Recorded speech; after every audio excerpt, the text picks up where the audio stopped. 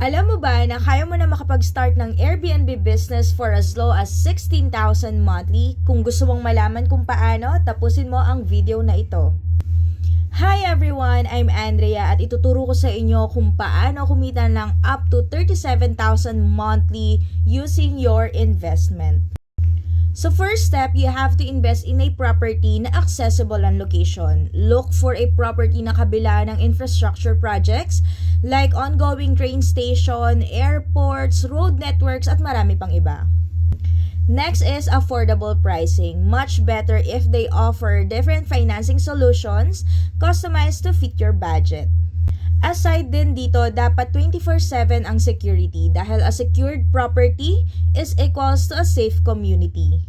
Next is a complete amenities because it gives convenience right at your doorstep, lalo na kapag inside a total township where everything is within your reach. And last but not the least, dapat meron kang magandang agent na tutulungan ka katulad ko. Ayaw, di ba? Alam mo ba, lahat ng yan ay nasa Westwind at Lancaster, New City. Ang rental business or Airbnb business dito sa Cavite are ranging from 1,500 up to 2,500 per day, depende pa kung ilang bedroom ang unit mo. Kung ito-total mo ang daily income mo, possible na kumita ka ng up to 37,000 monthly or more.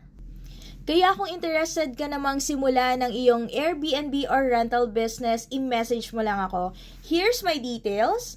Let's talk again. I'm Andrea Mariel Sales, your reliable property consultant.